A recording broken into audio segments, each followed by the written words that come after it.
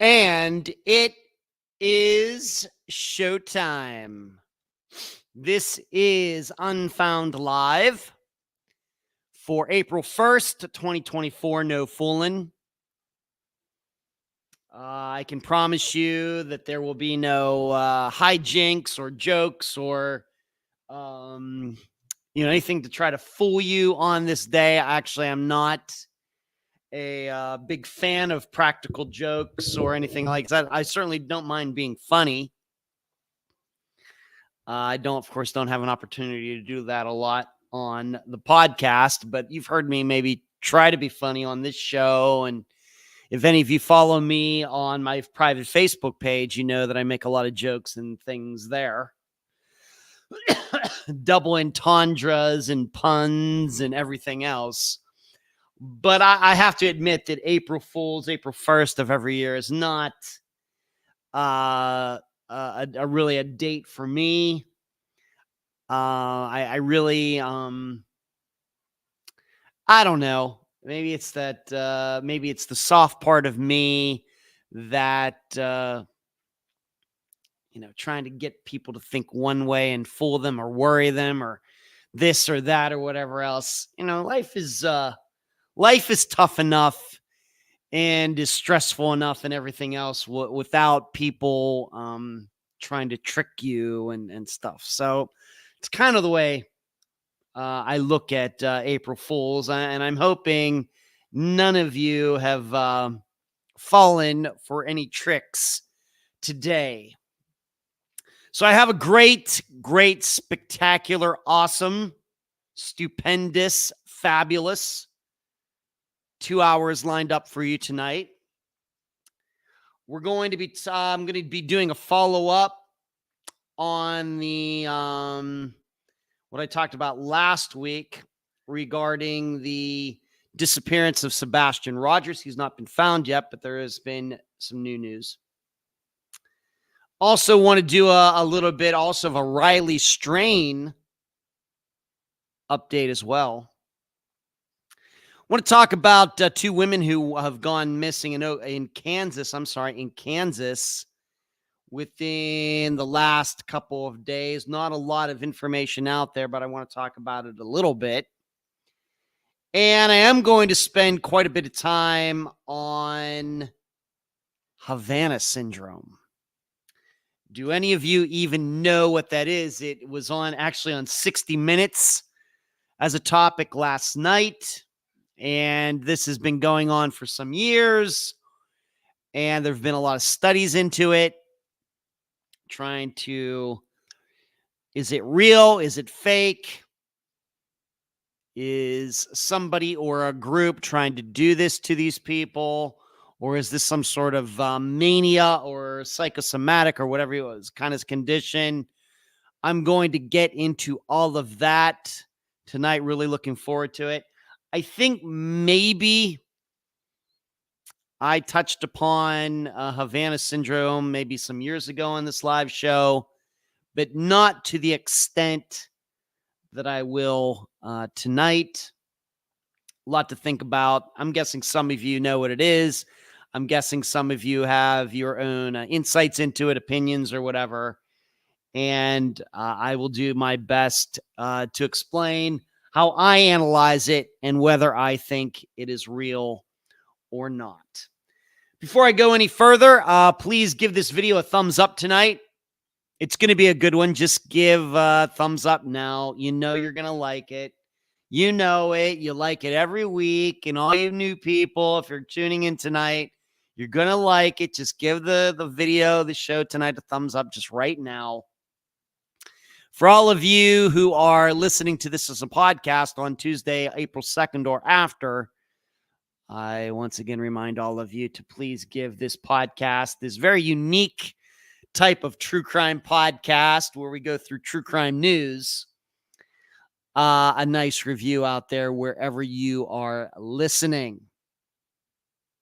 So who is in here so far tonight? And then I'll get into some of the things that have gone on with me since last Monday. Everything, what's going on? Good to see you. Nephew Charles, what's going on with you? Good to see you. Deborah, you're helping somebody move a couch. Well, that must be a good friend. You're a good friend to help somebody move something, Charlie. And Delane, good to see you. Delane, look at you. Lisa, what's going on?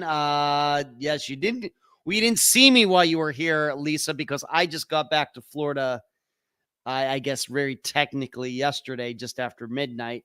Hello, Charlotte. Good to see you. Jasmine, I'm going to be answering your question tonight. Joanne, good to see you. Carol, what's up? Assistant Cherie in blue. What's going on? And Hazel, good to see you. And Ed never disappoints, so I try not to. Hello, Kathy. What's going on? Good to see you. I still have not done my taxes yet, Kathy, by the way. I got to get that done. Hazel says, my little laptop fooled me today about a half hour ago. Time hasn't adjusted, and for a split second, I was worried I missed the beginning of live. Wow, that is an April Fool's joke on you, Hazel.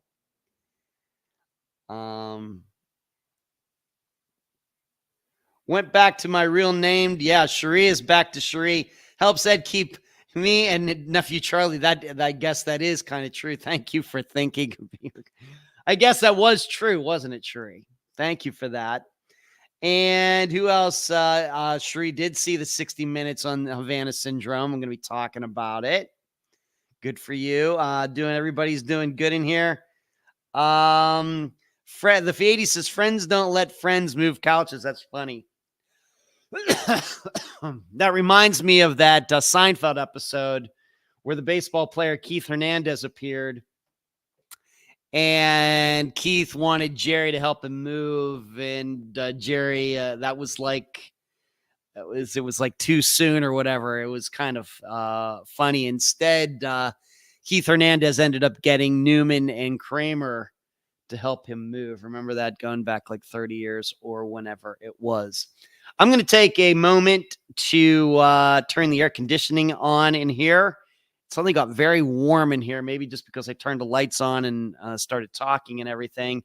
And then I will be right back to the microphone. This.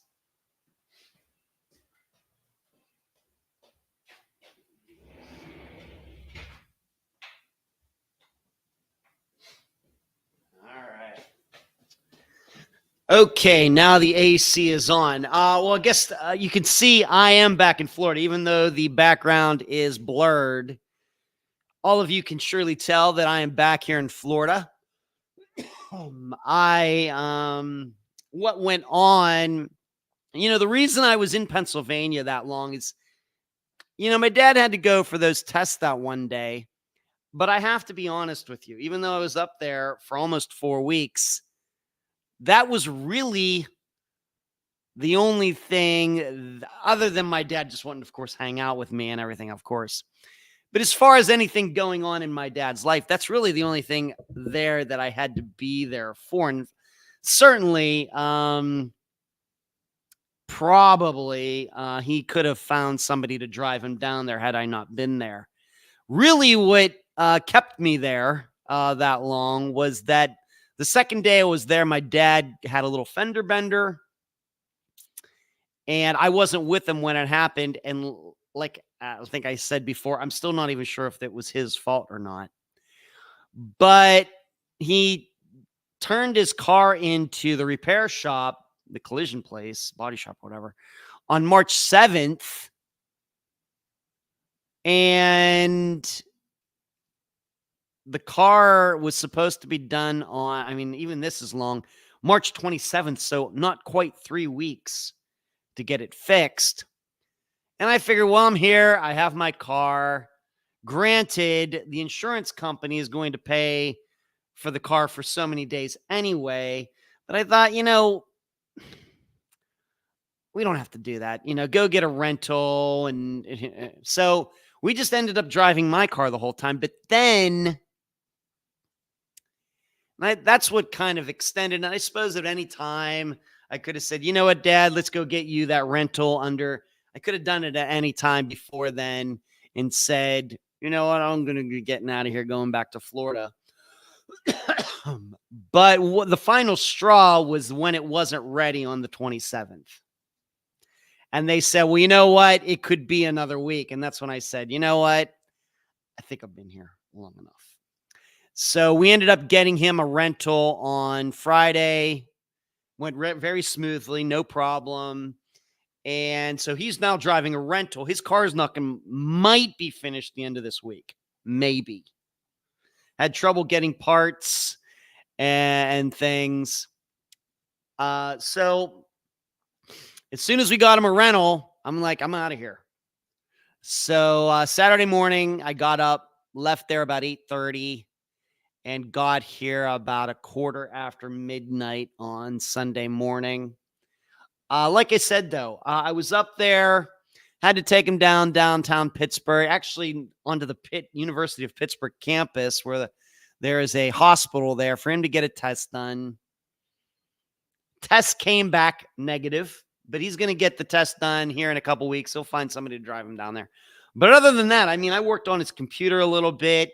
We went through all his username and passwords, again, for all the different accounts that he has a few times. He rearranged like his book on where he keeps all that information. And I helped him line up. He's going to get his his rug replaced in his bedroom here in a couple days. And there were a few other things. Maybe he's very capable.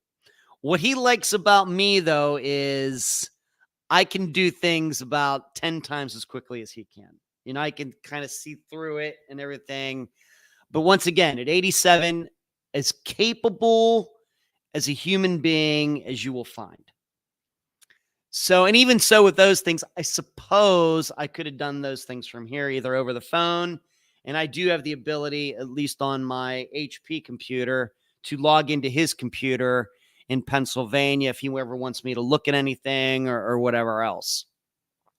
So really, like I said, except for driving him to Pittsburgh, which I'm sure he could have found somebody else to do that, but it was probably good that I went with him because of the kind of test and everything that it was. Really, except for that, he probably could have done everything pretty much on his own. Although, like I said, he's just a little slower than I am, but that's nothing against him. He gets it done eventually. In fact, I'm very impressed. The way he keeps track of all his finances and insurance and, you know, all these other things that he does on the computer is very impressive to me, given that he's, you know, really self-taught on all of it. I've really, over all these years, of course, I haven't lived with him.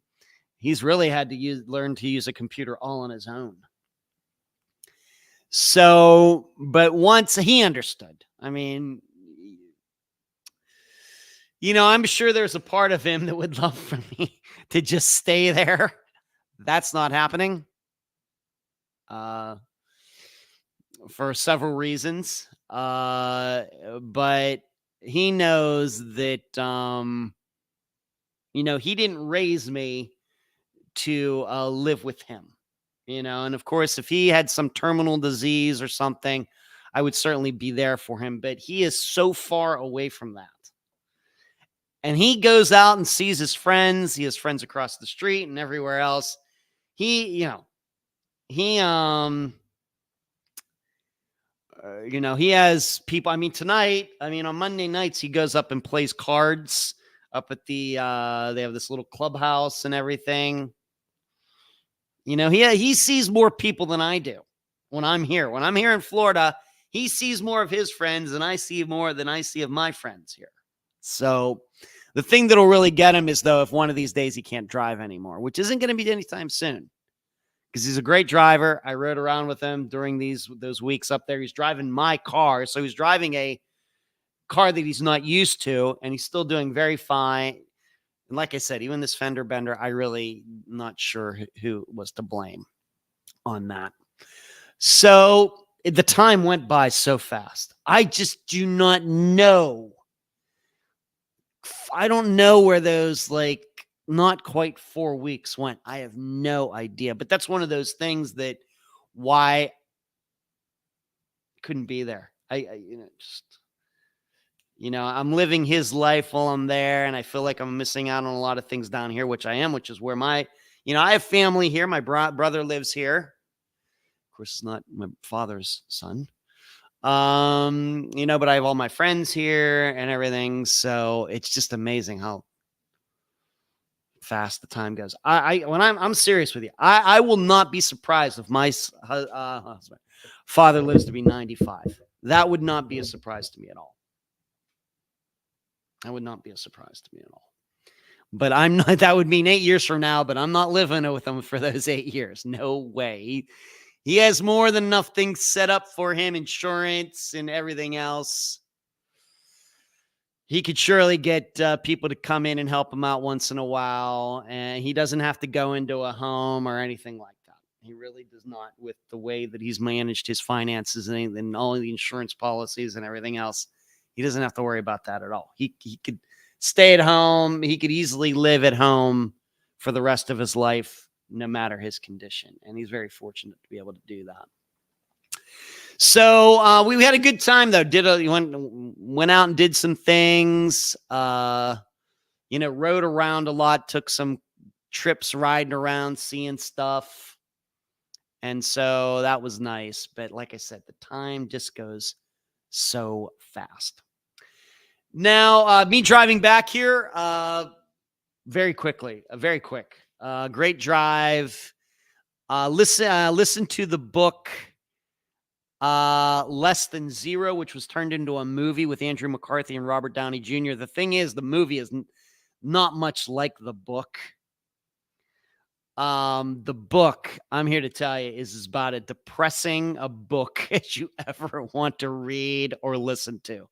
But it's about the 1980s. It's about being of a certain age in the 1980s, being in a certain class of people in the 1980s. And it really does play out in many ways like the book Catcher in the Rye. So if you're a Gen Xer and you want to read a book or listen to a book about 1980s rich kids with nothing better to do with their lives but going to clubs and doing drugs and everything, this is the book for you. But talking about kids who haven't gotten parenting and everything else. It was, I think, a bestseller back then, and I can certainly see why. But so I've always wanted to read that book or whatever, because I've seen the movie, and I said, well, I guess this is the chance. And being that Robert Downey Jr.'s got an Academy Award and everything, I was like, I'm going to listen to that book. But wow, it is something. Other than that, listen to some Led Zeppelin, some Van Halen, some AC/DC, Foreigner, The Police, some Bad Company that got me through riding back here to Florida. Very smooth drive, no backups or anything else. Car continues to run unbelievably well. But as you might have noticed at the end of last week's show, the last half hour, I was talking about my throat and now I had a headache. I got sick. I got sick again in Pennsylvania. I got sick there while I was there for Christmas, and I got sick again. And my voice can still kind of feel it a little bit, although I'm feeling mainly like 90%. Didn't get as sick as I was at Christmas. That was bad. This kind of sickness last week was just kind of a pain. I was able to get the episode done for last week, and I couldn't get that done back in December. That's how sick I was. But the funny thing is my dad didn't get sick, and nobody else we hung out with was sick. But I figured out how I got sick. And it was I think it was because when I'm doing my singing practice, I was going up to the clubhouse, and I decided to get they have like a refrigerator and all these things up there in this clubhouse. There's pool tables, everything. Well, there's nobody there at like 10:30 at night. So I go up there, and that's where I do my practice, my singing. It's going very well. I ended up pulling a glass out of the cupboard there to use it to get a drink. And I'm starting to think maybe that glass wasn't washed and that somebody had used it, somebody who had been sick or whatever else, and put it back in there. That's the only thing that really, and that did happen on Saturday. And then by Monday night, everything like from the nose up was not feeling too good.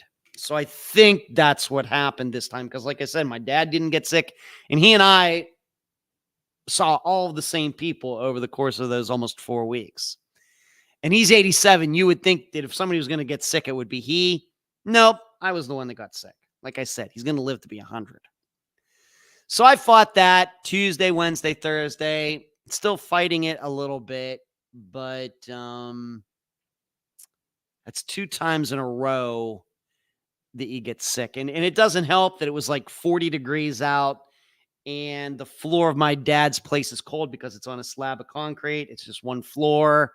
It just all kind of adds up at a while. After a while, it's like, you know what? If I was sick in Florida, I'd probably feel a lot better.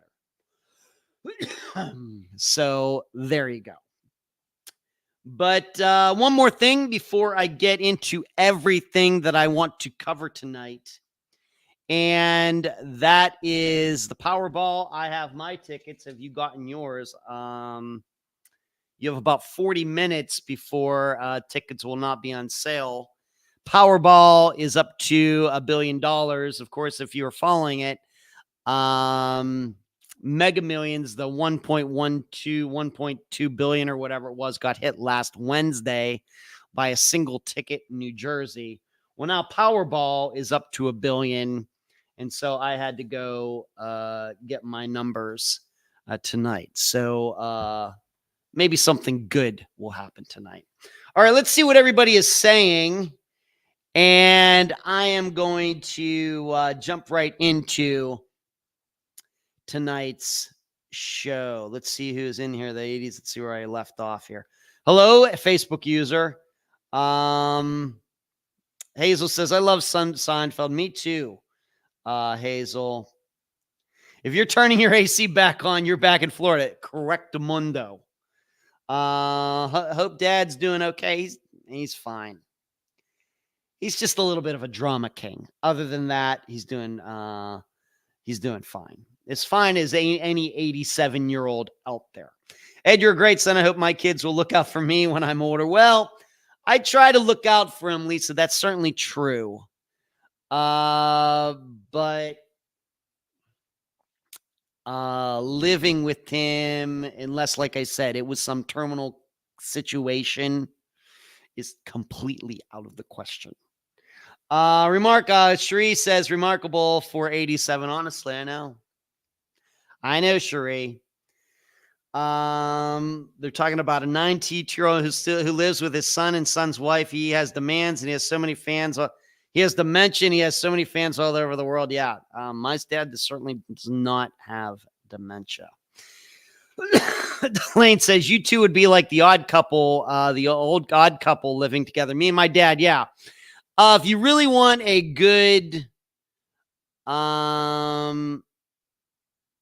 comparison of me and my dad when we're together, if you've ever seen the movie Planes, Trains, and Automobiles, I am the Steve Martin character, and my dad is the John Candy character.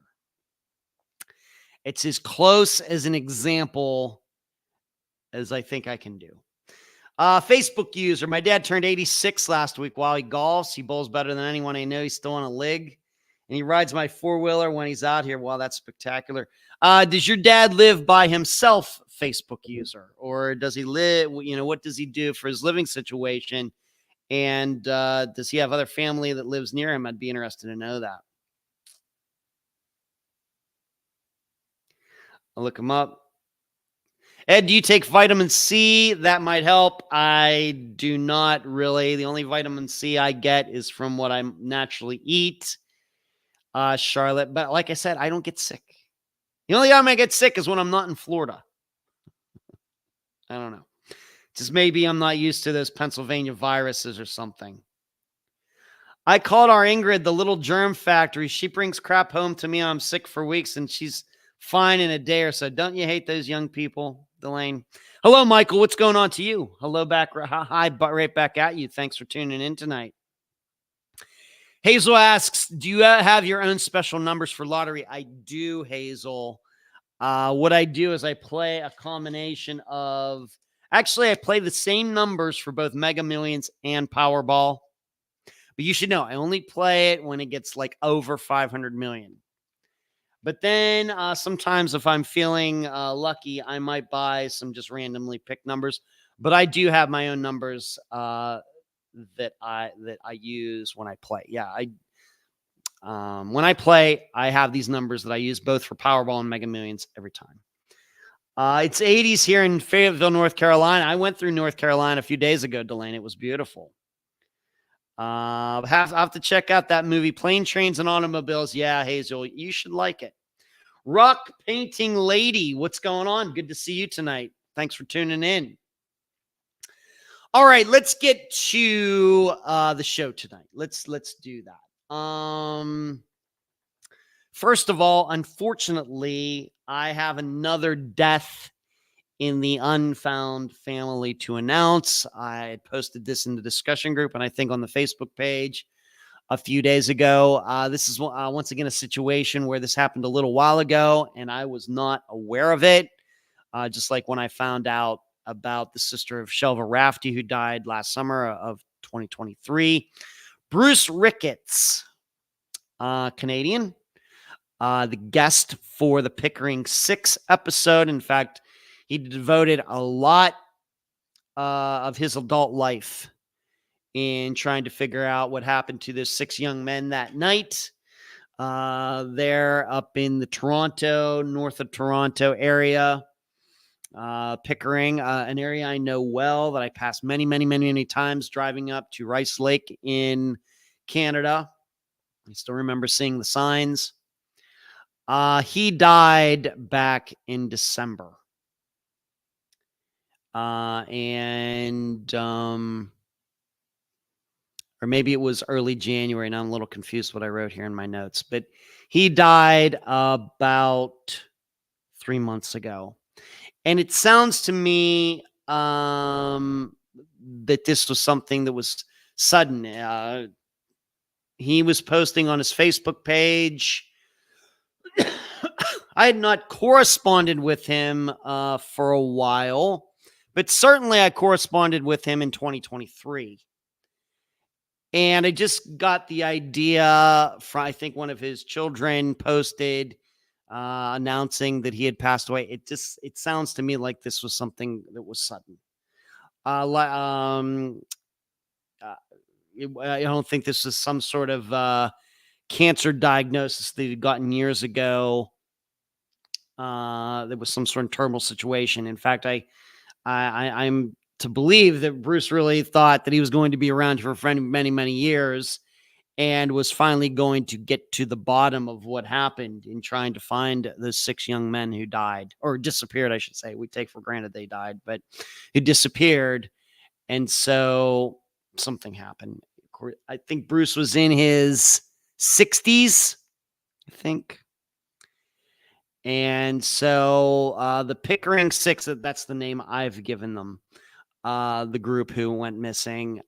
Certainly their disappearances have lost their biggest researcher, the person who was most interested in trying to figure out what happened. And so we'll just have to see if somebody out there is going to take up the, try to pick up the ball and move it farther down the field.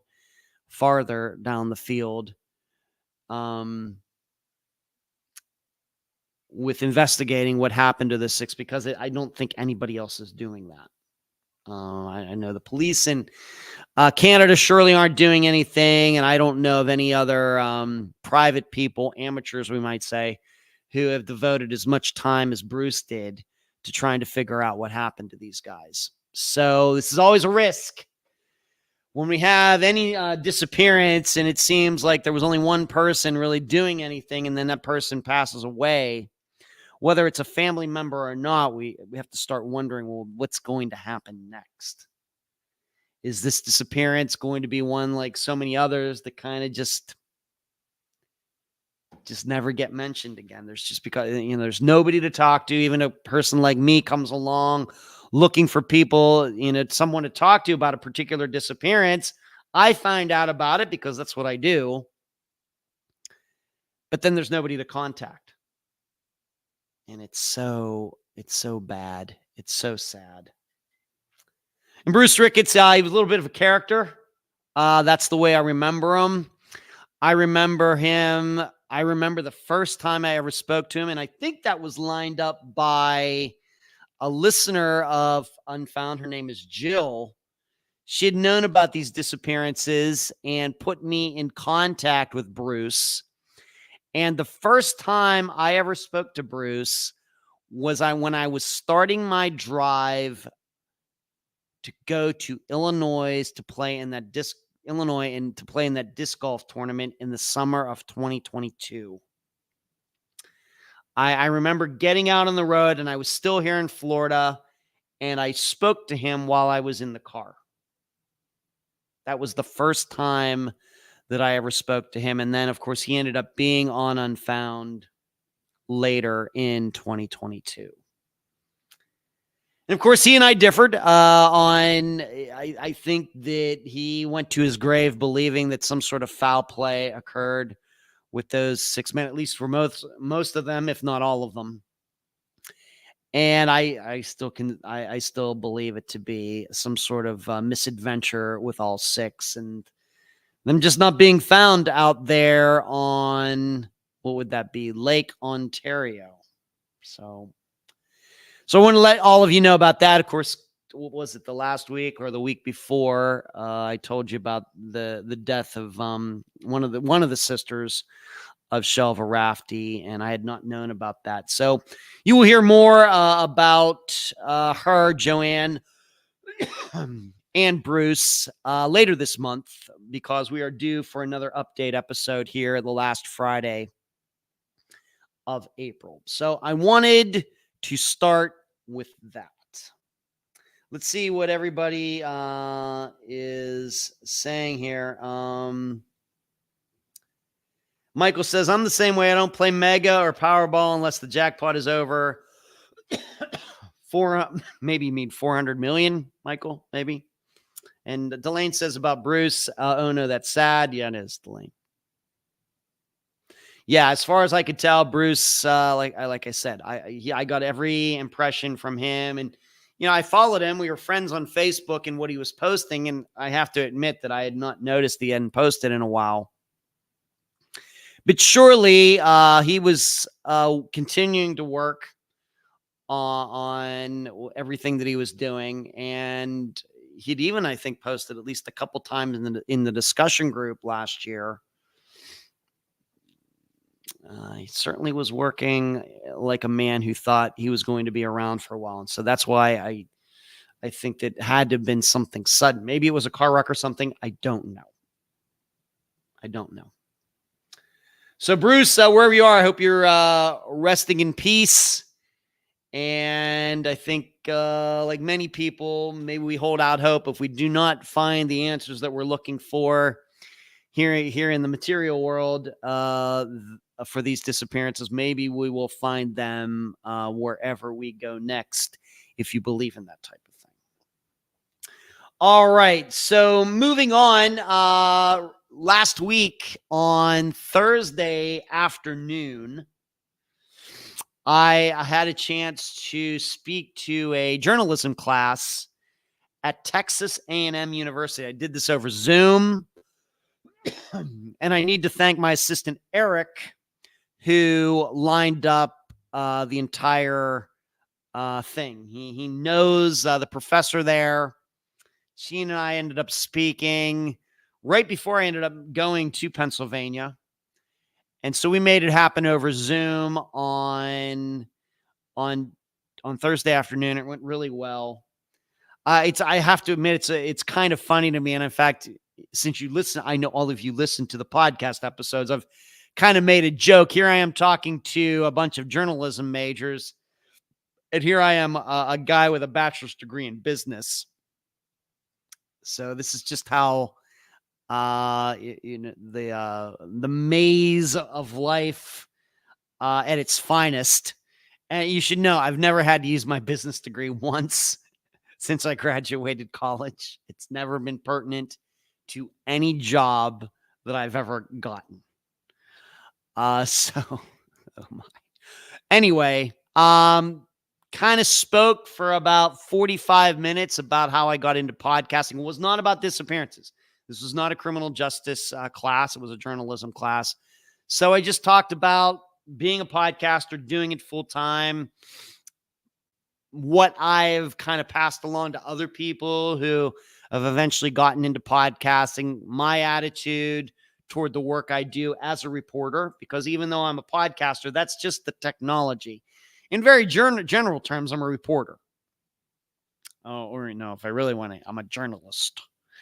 But I interview people. I find people that know stuff and I talk to them. I ask them questions. They answer because they're the people with all the information. All my job is to find those people. Of course, I have people that help me with that, like Cherie, Emily, and others. I ask the questions. They're the people with the information, and I try to get as much information out of them as I can. That makes me a reporter, an interviewer, a journalist. So it was great. It was very similar to what I did at Largo High School going way back to November of last year when I got called in at like the last minute to speak to an auditorium of kids. Similar to that. But really what was the best is when I was done, I got a ton of questions. You know, when you're doing Zoom, the way it was set up, it's kind of difficult to answer any questions while it's going on. And even I stated at the beginning that if you have any questions, write them down, remember them, and we'll surely have time at the end for you to ask me the questions. And so they did. I must have got like 10 different questions at the end of speaking to them. Couldn't even really see the class or anything. I could see myself up on the screen, the way how it was all set up. But I actually couldn't see the class. So they were like looking at me on the screen and I could see myself on the screen, which was really kind of weird. And I had to fight in some of my, that I still got from last week. I still got some phlegm and stuff in my lungs, but trust me, I feel fine. But I had to fight through my sickness to do that on Thursday. But it went really well, and I hope they will have me back next semester to speak to one of her classes again about just getting into podcasting. And it doesn't have to be something, as I was telling them, this doesn't have to be something that you think about doing this as a full-time job. And in fact, I think there are very, very, very, very few people who podcast that it's their only job. We have a lot of people who podcast in part-time. They have completely different jobs. They may be a teacher, but they do a podcast on video games. Or you may have people who are engineers and then you do a podcast on engineering or something like that. Me, along with maybe some other true crime people out there, maybe a little bit unique in that this is all that we do. So I got into a little bit of all of that. What you may be thinking about. But the most important thing I tell them is no matter what genre of podcasting you want to get into, you have to be really into it. It has to be something that is an expression of you. You shouldn't go along with fads or what's fashionable or what you think is going to be popular or anything else. You have to go and do something, whatever the topic is, that really motivates you to turn, you have to write it first and then record it, to sit down and write it and then hit the record button, because sometimes it can be a grind. So you have to really commit to it, and it has to be something you're really, really into. And I'm very fortunate. For me, I've been into disappearances since I was a kid. So that's not been a problem for me. And also very fortunate that true crime is a very popular genre of podcasting, not just in podcasting. Of course, it's popular in movies. It's popular on TV. It's popular with books, everything else. So Valerie asked, did I miss any April Day jokes? No, as I stated at the beginning, Valerie, I'm not much of an April Fool's type of guy. I love to joke around. I love to tell jokes. I like to make fun of myself, as maybe many of you have seen on Facebook. But when it comes to practical jokes and fooling people, that's really not my thing. Really not my thing. So moving on, let's get to a couple of those updates. I think probably is what I'm going to finish out tonight. Probably the large portion of the live show at the end is going to be taken up with Havana Syndrome. So I want to do these other things and give them time. Because, like I said, I have a lot to say about the Havana Syndrome, but if I keep going on about it, I might not have time for this other stuff.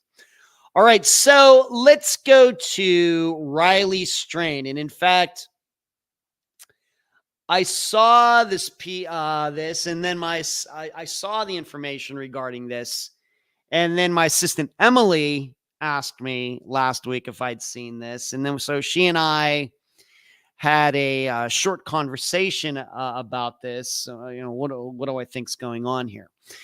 And the update is that Riley Strain, if you remember, he was at a bar. He was drunk. There was video of him walking away.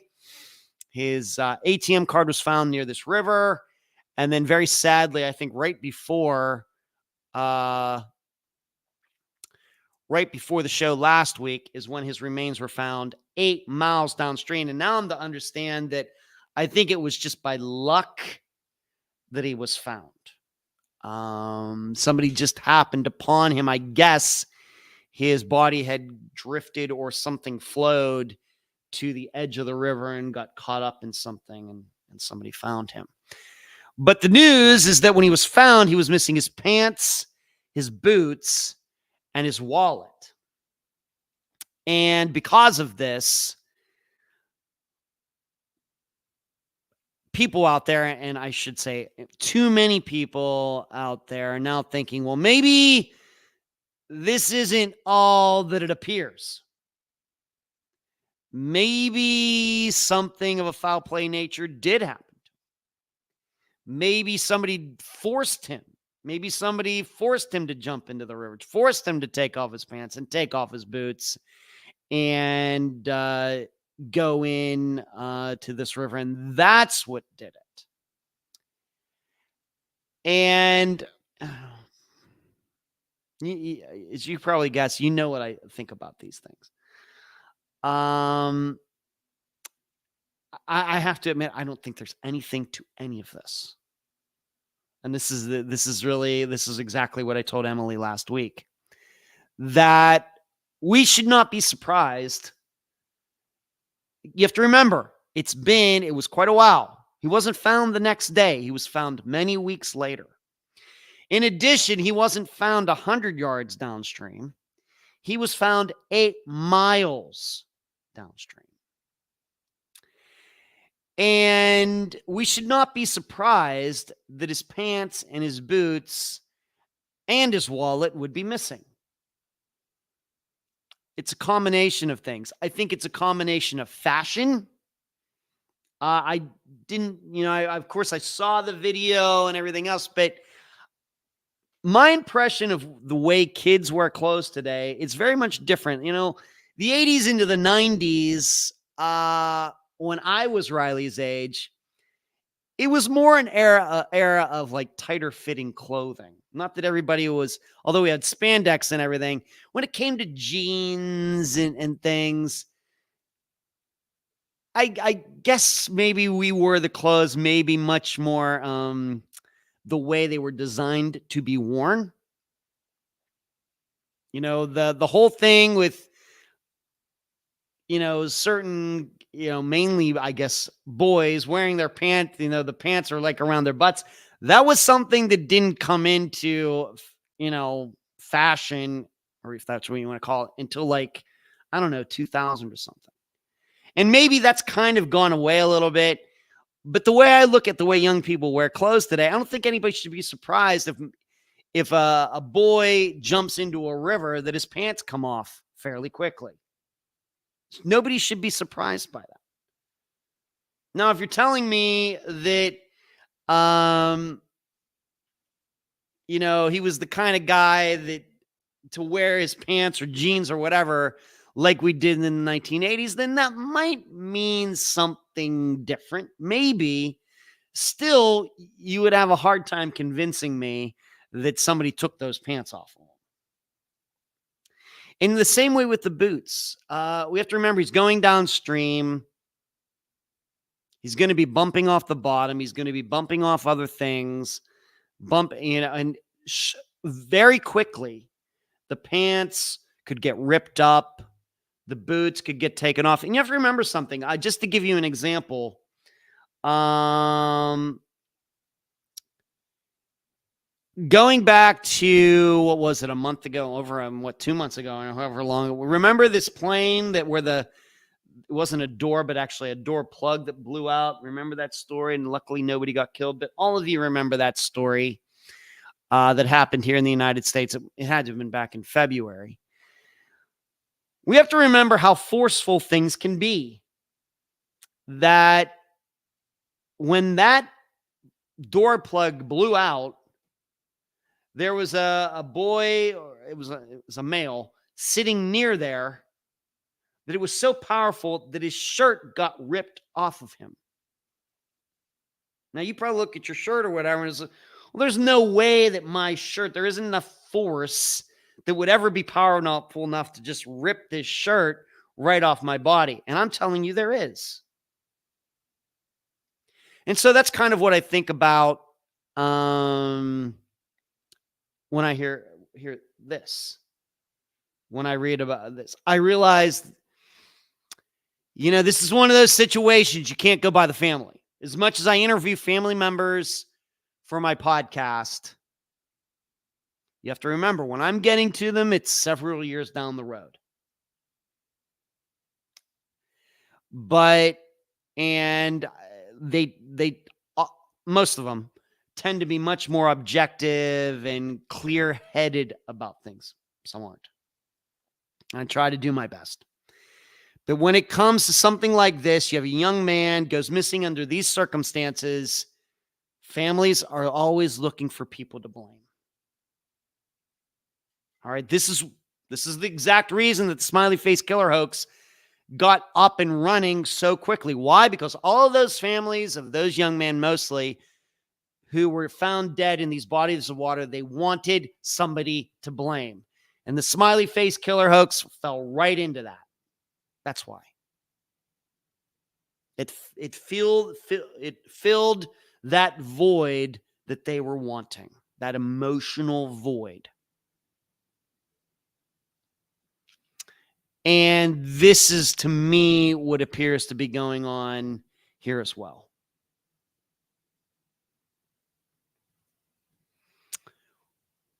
So they're now going to have a second autopsy and everything else. I don't know. Of course, I don't have any kids. So at least at 53, maybe I'll have them when I'm 60. I don't know. But I don't have any kids right now. So I can't even imagine this. So I don't want to be too harsh on it, but I'm just telling all of you who are tuned in tonight or listening to this podcast, do not be swayed by the missing pants, the missing boots, and the wallet and everything else. And people out there saying, well, there's no way that could have happened. And you can see on Web Sleuths, you can see in some of the articles, you can kind of read between the lines. Well, there might be proof that somebody... No, there's none. And there isn't going to be any. There isn't going to be any. It's as I stated, last week, believing these things only takes us away from trying to fix the real problem. As long as we are convincing ourselves here, I'll just speak for my country, the United States. I'm not going to speak for other countries. I'm not going to try to explain. I'm not, as an American, I'm not going to try to explain the entire world to everybody. I'm not going to try to speak for your country. But for my country, where I've grown up, this only gets in the way of us trying to fix a huge problem. You know, it's amazing how we'll do anything to not take on a real problem. And we'll chase ghosts and UFOs and smiley face killers and everything else instead of hitting the problem head on, that we just have a drinking problem among young people here. Too many kids, unsupervised. Yes, I know they're adults, but too many kids being alone, drinking, strolling away, have friends who are also drunk, not looking out for them, on and on and on. This is why these things happen. And as many teenagers and 20-somethings are doing this, it's a miracle we don't have more Riley strains. It's a miracle we don't. So we'll just, like I said, I went on a rant on this last week. I don't want to do it again. But too many people out there chasing ghosts. Too many people who, dare I say, really know that these young people died just due to themselves. But they're more than happy to run with some conspiracy or hoax or whatever else if it's going to get them listeners and likes and everything else. That is the way I look at it. It's very sad. And I could not have been a Riley strain back when I was in my 20s because I didn't drink. I didn't get drunk. And it was never some, religious thing. And certainly I did other things that was certainly illegal and mischievous and everything else. But one of the things that was always most important to me is that I always had my head. And that my head was unfettered from any sort of drugs or anything else that could impair my judgment. So I can't even put myself in Riley Strain's situation. But here's what I can tell you. I had many friends like Riley Strain. But because, not to slap myself on the back too hard, but because they had a friend like me looking out for them, none of them had any chance of strolling off by himself and falling into a river. So it's very sad, but I don't want any of you to be swayed by any of the information that's come out since last Monday. Riley Strain went into the river by himself. Could have been hallucinating, could have been an accident, could have been somewhere in between. And drunk people can't swim. And even so, with the water temperature, even if a sober person had gone into that water, a sober person would have died too, given the flow and the temperature of the water. You only have a few minutes to get the heck out of that water. You're going to die of hypothermia. So there you go. So that is the update. Let's see what I'm missing here.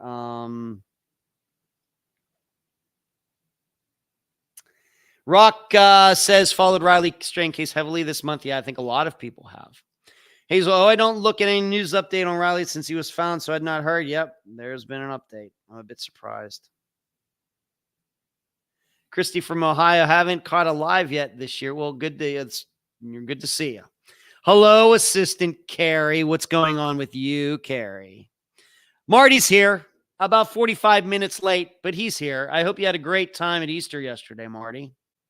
Don't tell us you wore tight spandex gold lame pants in the 80s. No, that was more of a 70s. Gold lame was more of a 70s thing. But I might have worn spandex once.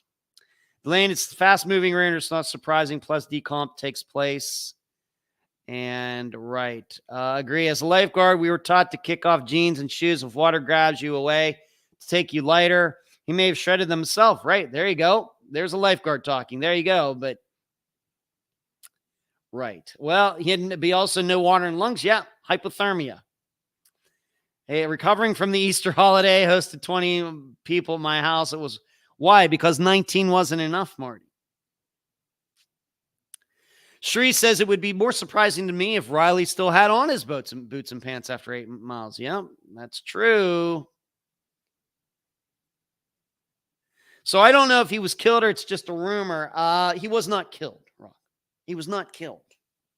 No water in his lungs, hypothermia.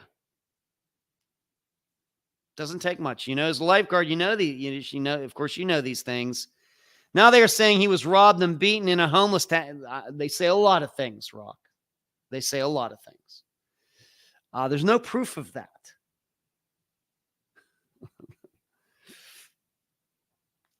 Kathy, Sheree, agree with you about Riley's coats and boots. Yeah, Marty. Yes, thankfully, only does it once a year. I heard they didn't find water in Riley's lungs. What is your opinion on that? I think he died of hypothermia. It doesn't take much. First of all, alcohol is a depressant. And guess what? The people who died on the Titanic, most of them didn't drown either. You have about 20 minutes, less than that, in water like that. They didn't die drowning either. You wouldn't have found any water in the lungs of all those people who died in the water of the Titanic either.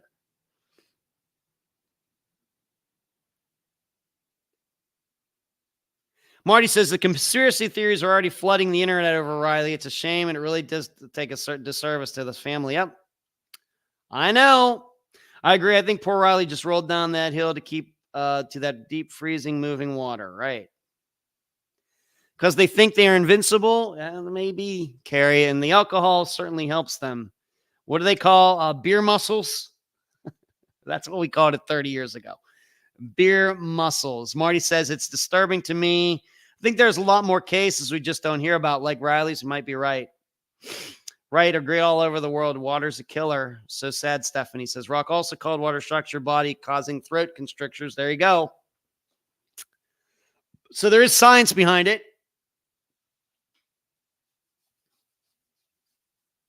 You can only drown if you can live long enough that the water's temperature doesn't kill you first. That's why, for example, out here in the Gulf, pretty much, you really have to be a little bit of a polar bear. You can swim right out here off this beach 12 months a year. Pretty much. And I've seen it. If you die in this water out here, it's not going to be because of hypothermia. It's going to be because you drowned, and they will find water in your lungs. Or maybe you had a heart attack or a stroke out there. Of course, that's going to kill you, but still you're going to be breathing a little bit as your body goes down. But you're not going to die of hypothermia out here in the Gulf of Mexico. Now, maybe over in the Atlantic, on the other side of Florida, that water gets a lot colder. I guess that's much more possible. But out here, unless you're trying to commit suicide and you're just going to swim straight out from shore, keep swimming until you just tire out and you can't make it back to shore, then I guess you're going to drown there too. You're not going to die of hypothermia. They will find water in your lungs. It all depends. Water temperature is something that is the kind of the forgotten thing in all of this. The 80s, on the 80s should know. We wore stonewashed huggers in the 80s. Hard to pry those off. Yes. I don't think I had any stonewashed, though, the 80s. I don't think so. Maybe I did. They certainly were in fashion, but I would not say I was a fashion horse back then. Plus, that boy fell hard on the cement and the city slammed his head pretty bad. Hey, Mary, what's going on with you? Good to see you. I just swam in some frigid Fort Walton beach water. Did you, Lisa? Okay. Yeah. All right. So that's my Riley strain.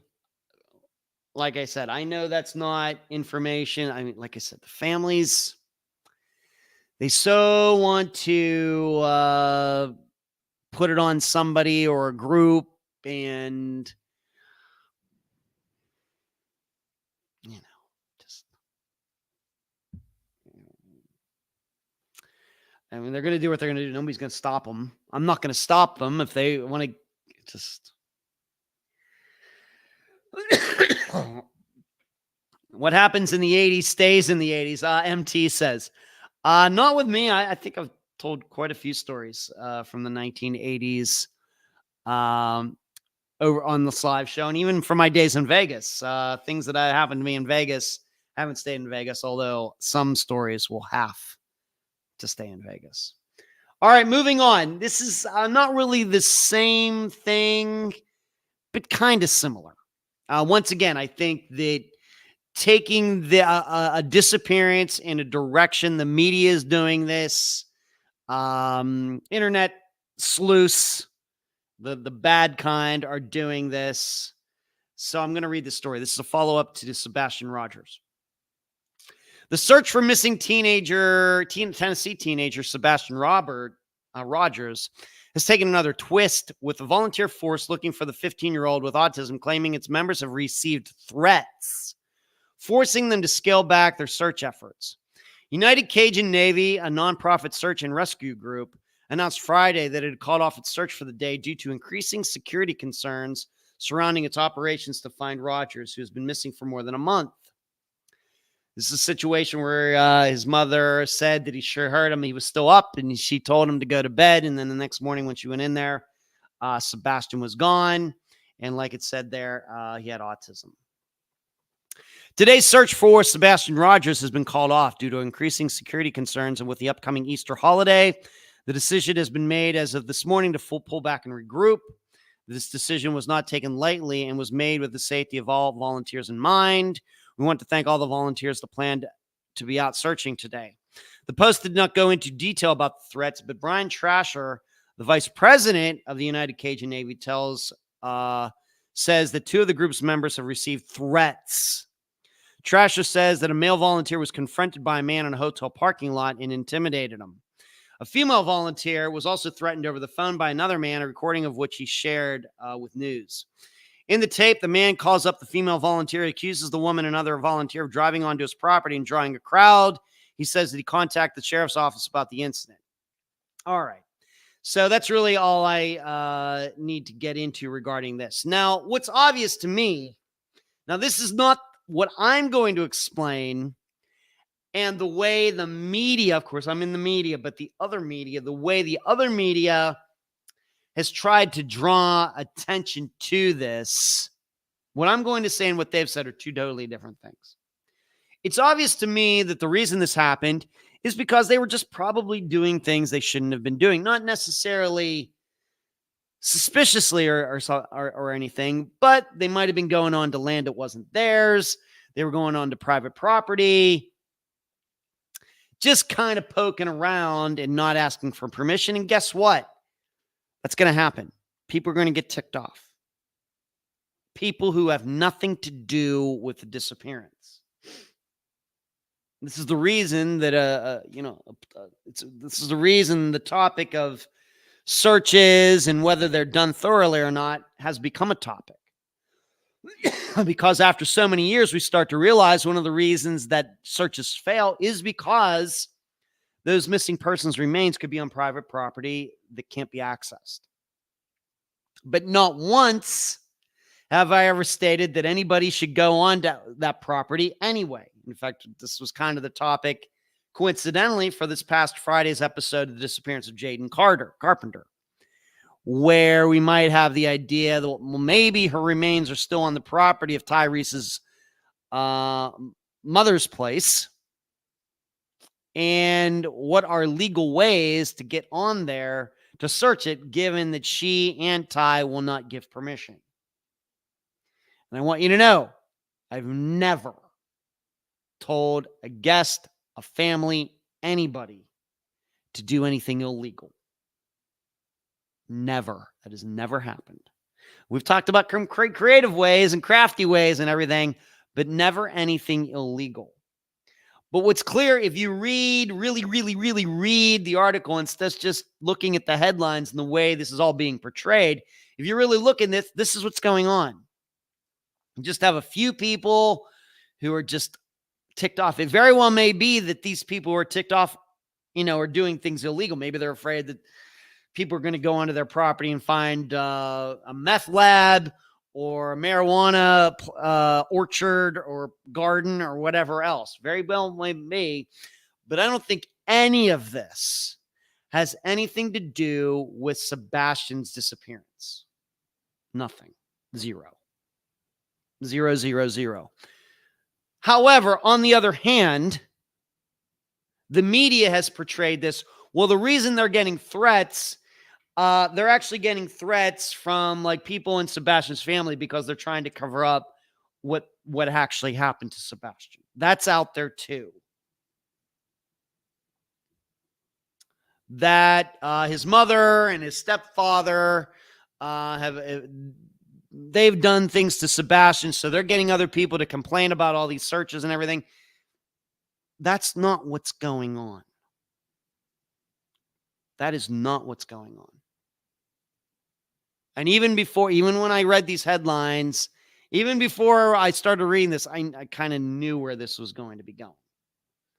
It went in a direction where they're more than happy to play up the sensational angle, the dramatic angle, the, oh my gosh, what's going on here angle, instead of just saying, the fact is these people, they're motivated, maybe a little too motivated if that's possible.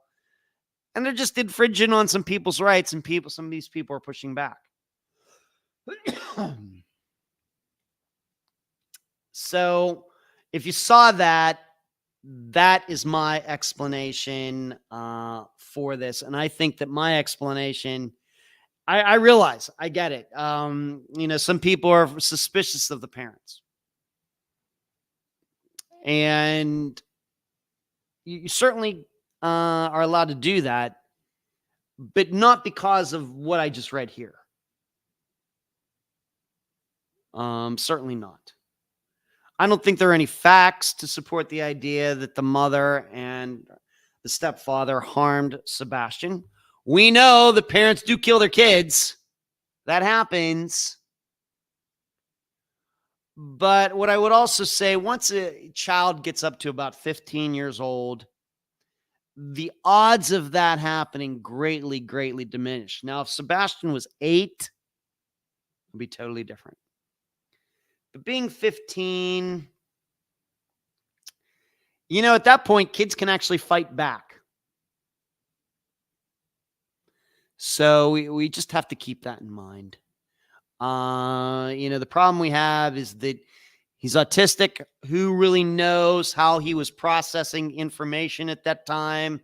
It very well may be that Sebastian had a very clear idea of what he wanted to do that night, that he was planning on coming back, and something got in the way. I'm not saying he was suicide or anything. I don't necessarily think this was a Devin Bond situation when he took off, and of course he committed suicide. There's nothing that I've heard to think that. But what makes this tough is we have a boy here with autism who is high function. Sounds like he was high functioning and could talk and everything. But once again, people with autism don't necessarily process information like the rest of us do. And so he might have had a very logical thing that he wanted to do that night, but it just didn't work out. Something that if he had explained it to me or you, we would have been like, really, Sebastian, that's what you're going to do? But it might have made total sense to him. The only curious thing is about the story, I'm looking at the final sentence or paragraph. Seth Rogers, Sebastian's father, not his stepfather, his father, told local news that he's searching the Natchez Trace State Park in West Tennessee because he fears his son may have been, quote unquote, dropped off there, but he did not specify why he thought so. And that's the only thing that is really said in this article. I don't even know what that means. Could it be that Sebastian at one time said he wanted to go to that state park and wasn't allowed to do so? So he says, I'm going to go on my own. Very well may be. Not something maybe that a 15-year-old without autism would think, but maybe that made sense to Sebastian at the time. And I don't even know how far that is away from where he lived. I guess it's not close. He just decided he's going to walk there. I don't know. But there's nothing at this point for me to think that he was murdered. Certainly might have met foul play once he left the house. But even that, once again, we have to start looking at the statistics of such things. Very rare. Let's see.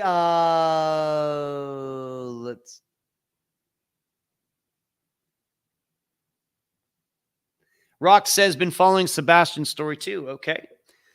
Marty says something in Sebastian's case is not adding up. Is that right, Marty? Carrie, no one should ever be threatened for trying to do a good deed. Disgusting people. I know. Delane says that Cajun Navy is hinky. What that means is, is the Cajun Navy totally on the up and up. Maybe Delane is saying not so. Hazel, the rumors, theories, etc. swirling around Sebastian's disappearance is just too much. I stopped following as it got too crazy. Yeah, too many people with too much time on their hands, Hazel. Marty, yeah, Hazel, so many theories all over the place. Charlotte, did you hear about Caleb Harris? Yeah, I spoke about him a few weeks ago, Charlotte. He's been missing from his apartment since March 4th. Yeah, I talked about that because if you don't know, Charlotte, Cherie's daughter lived right there at actually one time. But that must have been maybe 3 weeks ago I talked about that, Charlotte. And yeah, he's still missing. Very strange. Made an order to Uber Eats, and then he wasn't there when the order showed up. But, you have to keep in mind, that's not that unusual. How many disappearances have we covered where people called for rides and weren't there when the ride showed up? Deborah Bowman, Shane Fell, Kevin Newen, just to name 3 right off the top of my head. This is a thing. People call for rides or do something, and then they aren't there when So I realized to the public, well, he would never call for Uber Eats or whatever it was, Instacart or whatever it was, and not be there. I mean, something of foul play nature had to have happened. I think we've shown on Unfound that that's not clear. That just because people make appointments, call people, say they're coming over or whatever else, that doesn't mean much. In fact, it's gotten to the point where I think what we've learned about missing people, a lot of them lie before they go missing. A lot of them lie. So, and this is something that the general public that's going on to Web Sleuths and Reddit and everything doesn't know because they should be listening to Unfound. But even then, I'm not sure they were changing their pin because people just love the sensationalism and the drama of it so much that some of these people are unteachable. They don't want to hear about the normalcy or the facts regarding it. No, they want to continue to live over here so they can just let their emotions flow, and it's not a good way to learn anything, though. Marty, there are a few crafty ways to get on private land these days. Sure are. I'm suspicious of the parents for Sebastian. That's you can do that. You can be suspicious, Charlotte. Marty, I think the internet is flooding this case with such nonsense it muddied the waters. Who knows what's true or not? I don't know.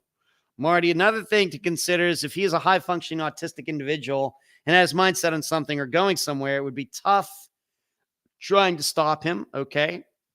I think Seth is listening to psychics, and that's not a good thing. Never. That's true. Ed, wouldn't somebody have seen Sebastian if he walked off? Well, he walked off in the middle of the night, seemingly, Charlotte. I would be honest, I've not looked at where he was living in the surrounding area or anything. But 3 a.m, 4 a.m, I don't know enough about the area to say. It's never a good thing when psychics get involved. Totally true. But he was barefoot, cold night, no footprints. He was just gone. Well, footprints, overrated. If it was cold night, that might mean that the ground was hard. That would then make it harder for footprints to be made. If he went right onto pavement, can't leave footprints on pavement. I think maybe we can rationalize or reason some of those things away. Hazel, I know I'm going against Unfound Thoughts, but I do get enthralled by a psychic story when helping out law enforcement, for example, not when they mislead family of missing. The first time they get a disappearance right will be, first time they help solve a disappearance will be the first time, Hazel. All right. So those are a couple updates. Wanted to do them.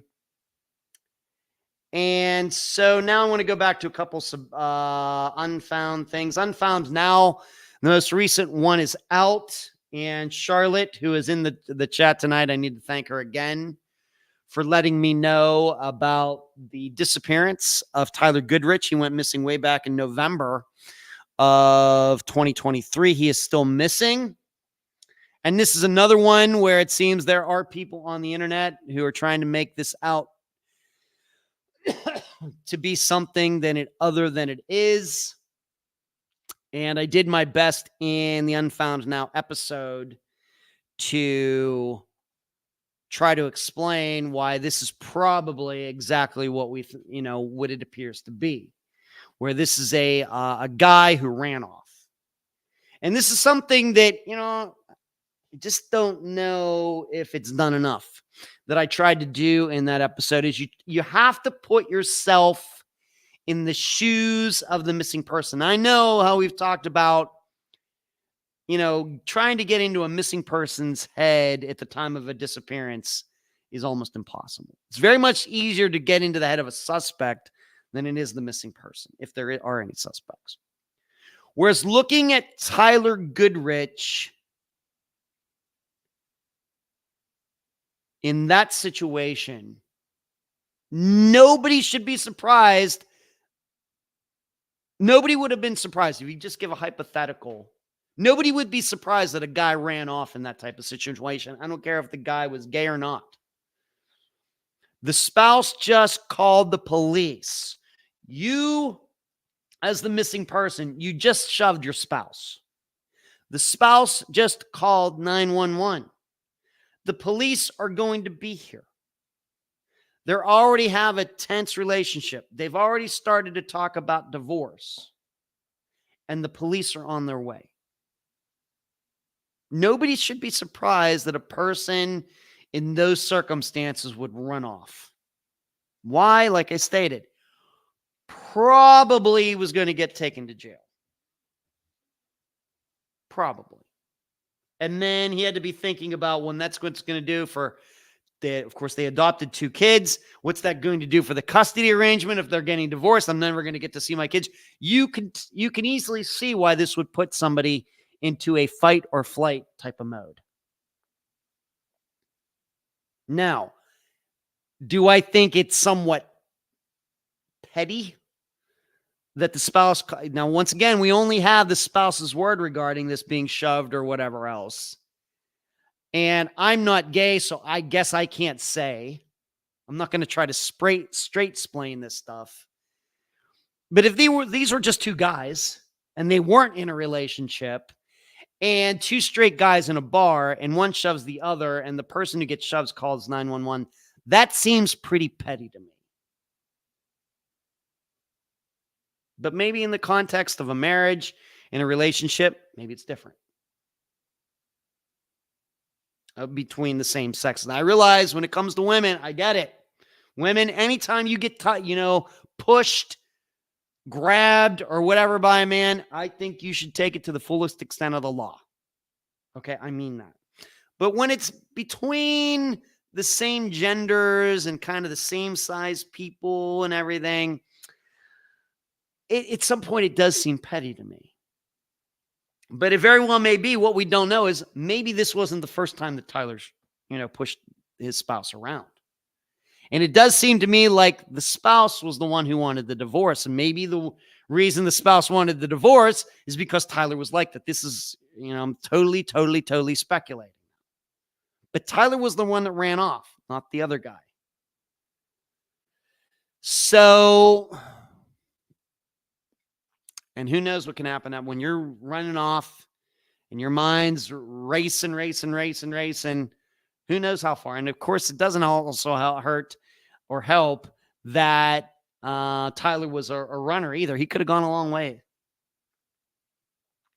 And like I said in the episode, we have to start thinking about, just like we talked about with Riley Strain, we have to start thinking about hypothermia for this situation too. Running off in his bare feet, in shorts and a t-shirt, you lose a lot of heat through your feet. So, but you should check that out if you've not listened to it yet.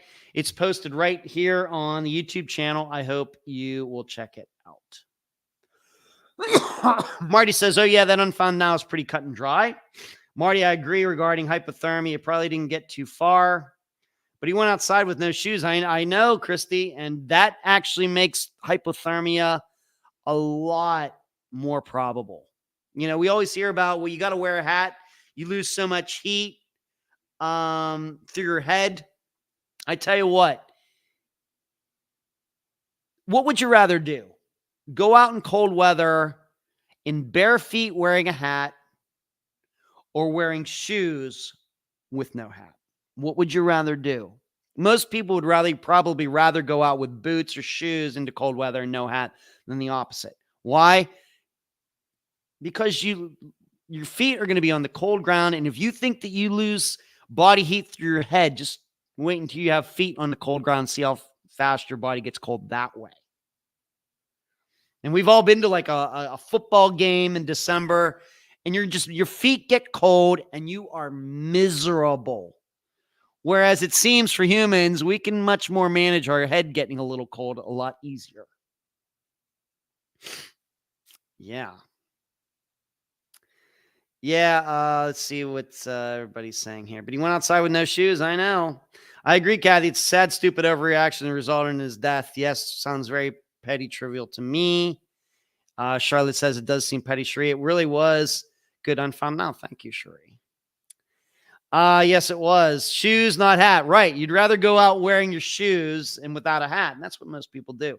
Rockford, also the better legal tactic for the accused, whether it's Rockford is a lawyer, if you don't know. Also, the better legal tactic for the accused, whether it's a domestic situation or DUI or search, is not to run. Instead, keep your mouth shut and consent to nothing and follow orders. Yeah, I just don't know if he would have been able to think that clearly in the moment. Yes, running off is a sure sign you might think that he's guilty, right, Rockford? You as a lawyer would certainly have used that against Tyler in court, I'm sure. Boston, where you been, Boston? It's good to see you. What Boston has done there is she's contributed through Super Chat, which I did not mention at the beginning. You can hit the little square button with a $sign in the middle if you'd like to monetarily support the content that we provide here at Unfound. Boston, so good to see you. You are very generous. Thank you so much. I hope you are doing well. Marty says, when emotions run high, never make good choices. Yeah, it's tough. I know. All right, a couple more things, and I'm going to get into Havana Syndrome for the rest of the time. The new Found is out for YouTube and Patreon supporters. Please check that out. Many of you who are supporting Unfound are eligible for that. I hope you'll like it. And it was a disappearance to discovery that I was not familiar to me. And so I had a lot of fun looking over it and then doing that little episode for all of you. So you have to be a Patreon supporter at the $5 a month level or above to access it. And if you are just not a subscriber, but you have to hit the join button below if you want to access it here on YouTube. Yeah. What about the two women who disappeared? Yeah, let's get into that. Yes. Two women disappear. Wichita, Kansas. Thank you, Hazel. Two women from Huggington, Kansas are missing, and the search is now being expanded. On Saturday, the Texas County, so just 2 days ago, The Texas County Sheriff's Department requested the Oklahoma State Bureau of Investigation investigate the suspicious disappearance of 27-year-old Veronica Butler and 39-year-old Jillian Kelly. Texas County Sheriff's Department says the two were traveling to pick up children and never made it. The Texas County Sheriff requested that the Oklahoma Highway Patrol activate an endangered missing persons alert. Kansas Missing and Unsolved said Butler and Kelly were going to a rural home in the area of Eva, Oklahoma, in Texas County. The Oklahoma Bureau of Investigation said the vehicle the two women were in was found abandoned near Highway 95 and Road L, south of Elkhart. OSBI special agents and local law enforcement agencies are currently working to locate them. I did what I could to try to find as much information on these two women. Unfortunately, I was not very successful. There's still a lot of questions that I have here between these two women. Were they just friends? Were they a couple? I'd want to know, did they usually go together when they were going to pick up children? Or did one of them ask the other to go along because she thought something bad might happen? We realize that many women in these kind of custodial situations are harmed by the men in their lives. So there's going to be a handoff somewhere. And it's a very common story. The guy just says, yeah, had my kids. I went to this place. She never showed up. I don't know what to tell you when really she did show up and the guy probably killed her. Happens a lot. It's just unclear to me. I didn't have a chance to look at the map of where they were and when they were going and where the car was found. I will tell you that it seems strange to me that the car would be found abandoned kind of, I guess, out in the middle of nowhere, maybe not close to where they were supposed to be going. And if they were together, then why would they leave it there? If they were, obviously they weren't running off. And if somebody did kill them, why leave the car in a place where it could be found so quickly? We don't know what kind of condition the car was in. Were the keys in it? Did it have gas in it? Did it have a flat tire? What the situation was? There are a lot of things, like I said. I tried to find out some of those things. Although, admittedly, I was doing this like 12 hours ago this morning when I was putting the agenda for this live show together. So maybe some things have popped up this afternoon, this evening that are not, I'm not aware of them. Certainly doesn't sound good. Delane's getting out of here. Okay, Delane, you're getting out of here. Okay. Delane, so good to see you tonight in live show. And it was really good seeing you in the think tank last night. So, good to see you. Have a nice night. Now Rockford's talking to Sheree about baseball. How about my Pirates 5-0? But regarding these two women, it doesn't sound good. Of course, I would be, what have I said? I would be much more hopeful if the car was still missing too. If they were missing, the car's missing, then we can start thinking, well, maybe they decided to take off and leave their lives or something. But it's a bad sign this early on when the car is found and the women are still missing. Very well could be foul play. Like I said, I mean, you can't ignore that the two were traveling to pick up children and never made it. So it just sounds bad right at this point, but I'm not sure what direction I want to go with the foul play angle. What makes most sense is one of the man in either one of these women's lives did something. They showed up. He took care of both of them. And then somehow dropped the car off where it was found. Could have happened. I would need to know a lot more. There just aren't a lot of, you know what I've said. Disappearances are about people, not circumstances. So I just don't know enough about Jillian and Veronica, I don't know about their lives. I don't know what was going on in their lives. I don't know how the two knew each other. Were they a couple? Were they just friends? Why would one have asked the other to go pick up children? We just don't know enough about them. If I knew a lot about them, then I would be able to give you probably a fairly concise answer as to what happened to them. I just don't know. Very well could be that Jillian killed Veronica and Jillian's on the run, or Veronica killed Jillian and she's on the run. That's still factually possible. Hazel says, very little info on the missing pair. That's true. Yeah, it's not looking good. Really not looking good for them, Hazel says. Yeah. So it's really, I wanted to mention it, but I think this is a perfect example that you just can't jump to conclusions. I think this is a perfect example of we need to know more about the people. And unfortunately, the way disappearances are covered like this, that is usually what is least given.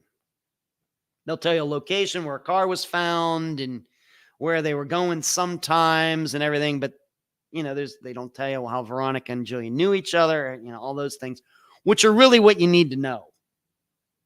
That other stuff you need to know it too, but really to do good analysis, you have to know more about the people. So that is the two missing women. Of course, I hope they're found alive. If they are, I'll do a follow-up next week. If they're still missing, depending on what transpires, I will do a follow-up. I'll try to do one if there's anything to say. A couple more things. The end of last week, I contacted. Remember, I'm supposed to be in 2 shows this year. The first one where I did an interview, the one going back to August. Found out it's not come out yet. No date. That's the one that would be an episode of the Dan Abrams show. No date yet as to when that's going to be coming out. Also wondering if all of you took listen to Deep Dive, where I appeared with Jeff Wise. We're talking about magic. You maybe get to hear a little bit more about me and one of the jobs that I used to have as a stage manager for a magic show. So I hope you went and listened to Deep Dive, the Flight 370 podcast. Jeff and I had a good time doing that. That would have been last Sunday morning that we did that. So I'm hoping all of you went and listened to it. In fact, you should have listened to all episodes. I know it's somewhat technical, though. So, and then one more thing. Tomorrow morning at 10:30 a.m. Eastern, I'm actually going to be having a Zoom meeting with a company that arranges for people to go on speaking tours. So I'm not sure how that's going to go. But what caught my attention is there's a woman who's going to be coming in. I may even go to the show. She does she's on a tour in the United States right now doing presentations on serial killers. And she's going to be right over here at the Capitol Theater where I saw Glenn Hughes the first time. And I might go. But Cherie looked into it for me, got me some information on it, and I contacted the company that's kind of managing this tour. No different than when a band goes on tour, has a manager and everything. This is what they do. So I'm going to be talking to somebody in that company tomorrow morning, and we'll see how it goes. Maybe we can put something together where I'm touring the United States, talking to crowds about disappearances in theaters and things or something. So we'll just have to see. But I'm hoping it's going to be a Zoom meeting tomorrow morning. I will, of course, let you know how it goes. Hazel says, enjoyed the Deep Dive episode. I've watched them all so far. Wow, have you, Hazel? I'm impressed. That's awesome. Charlotte, maybe somebody wanted to stop them picking up the kids of the one woman. You mean regarding it? Very well could be. That would be one of the probably the most likely theories, Charlotte. And thank you, Cherie. All right, let's get to Havana Syndrome. If you don't know what Havana Syndrome is, and the reason I'm talking about it now, it's been going on for some years. It first started in Havana, Cuba, where employees at one of the United States government's buildings down there, was it the embassy or something like that? They started coming down with ringing in their ears, pain in their heads, and they were trying to get diagnosed with whatever it was, and the doctors weren't fine. It would come and go. It would go away for a while, then it would come back. One person would complain about it, then a group of people would be complaining about it. And nothing could really be determined. I think the doctors thought that maybe these people were losing their minds. It seemed to be there was sort of some sort of cognitive dysfunction going on. It did seem like after this would happen, that these people would still, their brains would still be affected. And once this news, it started like in about 2016, and then it seems other places in other countries, in other federal government of the United States employees, were then also starting to complain of the same phenomenon, the same symptoms. And out of this, it says a mysterious illness. And of course, one of the things that's popped up is, could this be some sort of weapon? That these people are at their jobs in these other countries, and there is some sign of group or another country or outfit or unit or something that was somehow beaming like an energy weapon or a microwave weapon into that building to make these people feel uncomfortable. And of course, there's been a lot of research into this, and pretty much the government, at least the American government attitude, is that these people not necessarily are making it up, but it could be some sort of mania. It could be, some sort of psychosomatic thing, or to maybe put it simply, maybe it's something like if somebody yawns, if you see somebody yawn, then you automatically yawn yourself. Kind of that thing. And pretty much the federal government, they've had the military look into this and everything, and it's pretty much been dismissed. But still, there are people out there that believe that some sort of psychological operation is going on, and it is being run by Russia. And even, I think, most recently in Vietnam, the Vice President of the United States, Kamala Harris, was going over there, and before she arrived, some of the advanced people had this happen to them, that wherever they were staying, even in like a hotel, and even some of these people who had like their own homes in other countries where they were living, they're Americans, but they're working for the American government in another country, but they have their own apartment. They were having this happen to them in their own apartments. One woman talked about it while she was washing her clothes. And 60 Minutes last night actually did a story on this and actually interviewed some of these people. And you can find these people being interviewed, and they certainly believe that they have been attacked by some sort of weapon, some sort of, I guess you'd call it high tech, but not necessarily a weapon that we generally think of. When we think about weapons, of course, we think about bullets and missiles, or we think about tasers or something like that. We don't think about actual waves. It almost sounds like Star Trek. But the thing is, these kinds of things do exist. And in fact, the cruise ships and some cargo ships actually have these weapons mounted on them if these ships have to go through dangerous waters where pirates could be a concern. That before these pirates can get close to the ship, instead of them, just outright having guns on board and shooting bullets or whatever else, because these ships are too slow to outrun them, What they have is they have these kind of sound weapons that it look like a radar dish that they can point at these people, and it throws out a beam that is like 160 some decibels or something. But it's very focused. And of course, even if you're wearing ear protection, because that's really not how it works, even if you're wearing ear protection, it's not a defense against it. And so then they have to turn around.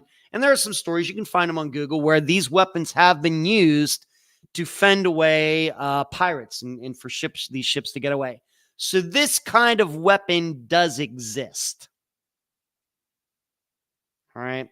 So now I'm going to read just a little bit more about this. Personnel stationed around the globe with Havana Syndrome have reported unexplained symptoms such as dizziness. They may have been targeted by Russian sonic weaponry. According to a joint investigation by the Insider, Der Spiegel, which is a German media outlet, and CBS's 60 Minutes. Like I said last night, they did a story on it. Unfortunately, I only caught the tail end of it. Moscow has denied the accusations. U.S. officials previously said it was unlikely a foreign power was to blame. But in their assessment of anomalous health incidents, which was delivered last year, they did not give any alternative explanation, frustrating those who have been affected. The American officials who acknowledged there was varying levels of confidence in the assessment between the different intelligence agencies involved.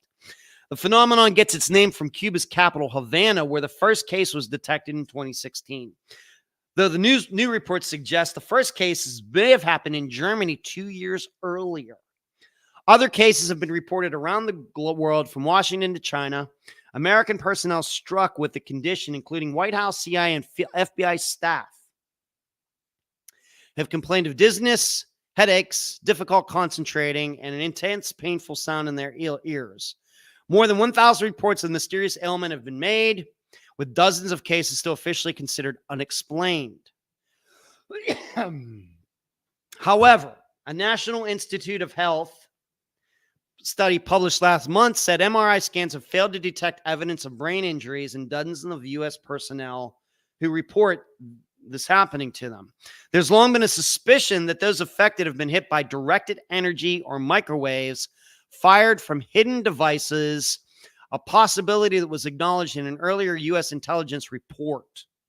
The fresh media investigation alleges that members of a specific Russian military intelligence unit known as 29155 may have targeted the brains of U.S. diplomats with directed energy weapons. All right, so there's all of that. And there's a Russian reporter, one of the victims of the syndrome, an FBI agent, told 60 Minutes about her experience of being hit by a powerful force at her home in Florida in 2021. Bam, inside my right ear, it was like a dentist drilling on steroids. That feeling when it gets too close to your eardrum, it's like that times 10. The woman, known as Carrie, said she ultimately passed out and later had issues with memory and concentration. Responding to the report, U.S. officials told CBS News that they would continue to closely examine anomalous health incidents, but repeated their position that it was very unlikely a foreign adversary is responsible. But they said they did not call into question the very real experiences and symptoms that our colleagues and their family members have reported, saying their work on such incidents was a priority. So this goes along with a suspected Russian spy was actually caught in Key West in 2020 after a high-speed chase. And there's actually video of it. He was in a Ford Mustang. Local cops finally got him to pull over after they had to put the strips out. His name was Vitaly Kovalev. And when they opened up his car, they found a Russian passport, and they found a device that could erase a car's data. Remember, all these cars, these new cars today, they keep track of where we go and GPS and everything. This device in this car was to hide all of that. Although they did not find any weapon that we're talking about in the car. But Kovalev at one time studied radio electronics in the Military Institute, But after 2 years, he made an abrupt career change and became a chef. And in fact, you can see him on some chef show, working in New York and Washington. Once you're in the military and you've been trained, in the end, Kovalev was sentenced to 30 months in jail and returned to Russia after being released in 2022. The Russian Reporter has unearthed a death certificate indicating that Kovalev was killed last year fighting in Ukraine. One theory is that he was sent there in order for him to be disposed of, Krozev said. The Kremlin on Monday dismissed the bombshell tying the Havana Syndrome to Russian military intelligence. So Hazel's saying, never heard of Havana Syndrome before. Okay. So what do I make of all of this? What do I think?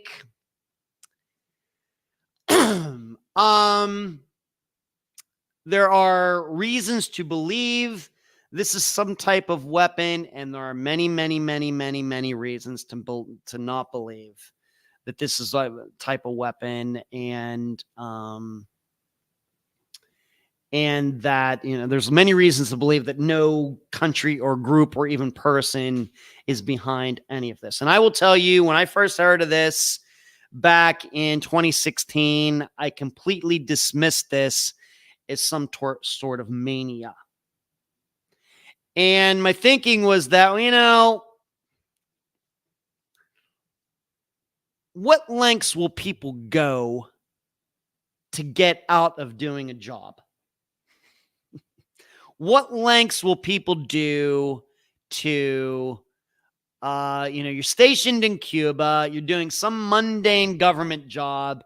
Man, I really wish I was back in the United States. What do I got to do to get back there? This is what originally went through my head. And I think the reason I thought this is because fooling ourselves into think that we're sick or something happens. And I can remember, just from my own personal experience, when I worked at Star Trek: The Experience, at some point in 2003, they started to construct the new second half of the attraction. So there was a lot of, banging going on and things. There was a lot of smell of paint, all that kind of stuff that you get when anything is under construction, whether it's a house or a shed, a garage, a skyscraper, whatever else. We're all very familiar with those sights and sounds and, smells. There were actually coworkers of mine who said they were being made sick due to the smell. Now, I realize that there are smells that can make us throw up. Maybe the smell of throw up. We all, and sulfur and things. But this was paint and wood and everything. And I convinced myself that the reason these people were claiming this is just because they didn't want to work that day. And they could get a sick day by claiming that. And I'm still convinced of that 20 years later, knowing these people like I did. These were not what I would have called some of the more dedicated employees at Star Trek: The Experience. But it's just funny how that works out, isn't it? So this is what originally went through my mind back in 2016 when I first heard about this. Are there reasons to suspect this? Well, there are. I mean, you don't want to think that these people are lying. They got to those positions and somehow, I suppose, given that the multiple locations and the multitude of people who have talked about this, kind of describing the same symptoms, could lend a lot of credence to this thing that's going on. It's something, it's real, and they are being attacked or something. Of course, the problem is, though, are we sure that the people who later complained about this didn't already know about what had gone on about these people complaining in Havana? This is one of those things we talk about, confirmation bias. It seems separate. If somebody's complaining about this in Cuba, And then somebody totally different is complaining about the same sort of symptoms in Vietnam. They seem separate, but they're not. Why? Because the very well could be that the person in Vietnam already knew about it was a very popular story back then, could have already known about what went on with the person in Cuba and found out, well, that person complaining about being sick or having this happen to him or her got sent back to the United States and got a different job, but actually back in the United States. I want to do that too. This is how we humans are. But you just don't want to necessarily think that people are lying. And surely we know, and maybe adding credence to this, we know that the Russian government does harass people. We know that they do poison people. We know that they do kill people. We know that there was an American woman who went back to Russia, and they found out that she had contributed to some Ukraine fund. They have her in custody over there, even though she's an American citizen. We know about, New York Times reporter, or Wall Street Journal reporter, an American who's in jail over there, they're claiming that he is a spy. We know how they poisoned that one guy with plutonium and killed him, essentially giving him radiation poisoning. We know. So the Russians make pretty good patsies in this, and they do these things.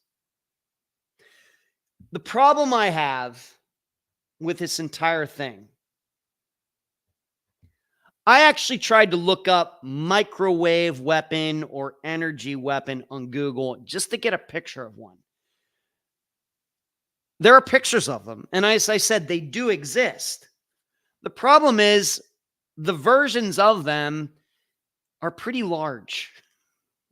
This is not necessarily something, there was no picture that I could find, no schematic, nothing of something that would need to have been handheld, which is essentially would have been needed to pull this off.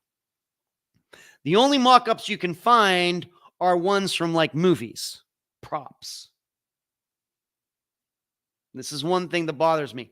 So if this weapon exists as a handheld type of thing, nobody ever had a picture of one. We can get pictures of secret jets and everything else. Why can't we get a picture of this thing that allegedly people have been talking about since 2016? This bothers me. Like I said, if this does exist, it would have to be quite large. The American Army, the U.S. Army has one. Yeah, they mount them on back of a Humvee. That's how big they are. So, what's going on here? Some other issues. This type of weapon would consume tons of energy. This isn't something you just plug in like a lava lamp. It's going to, we have to keep in mind, for example, a hair dryer. Remember how much energy it generates to get so hot and everything. You plug it in, and how far does that air really go? Not that far. But what we're talking about is some sort of weapon that's handheld that can beam some sort of energy through walls, through maybe multiple walls, to affect somebody. That takes a huge amount of energy. Just to let you know, we think about how bad nuclear bombs are. They certainly are. But when it comes to the radiation from a weapon, from a nuclear bomb, if you're far enough away from when it exploded, and of course, if you don't get killed by the blast, the odds of you dying by radiation right after that blast, as long as you are behind a wall or a couple walls, and certainly maybe a mile away, the odds of you getting radiation poisoning are quite low. Even with a nuclear blast. So what are we talking about here? This would be something that you couldn't just plug in, to your regular wall outlet to use. It would need, the batteries would have to be like car batteries, if not bigger to use. You couldn't just plug it into socket. In fact, I don't even think you could be able to use the plug you could use for the, the different voltage for a washer and dryer. The sound of it in it working, people would recognize that it would make a sound. It would make a huge humming noise or something like that. Nobody's talked about that.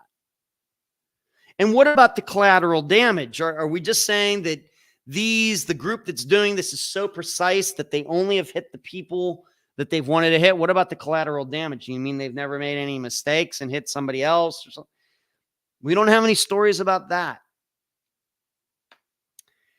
In addition, dare I say it, if these weapons actually existed, you know what they'd be good for? They'd be good non-lethal weapons for police. If there was some sort of handheld weapon like this that could disable somebody from 50 feet away, would that not be something great for police to have? Like people, who are out there waving knives around and waving guns around, and we see all these shootings. We know the tasers don't work. You can't get close enough and everything.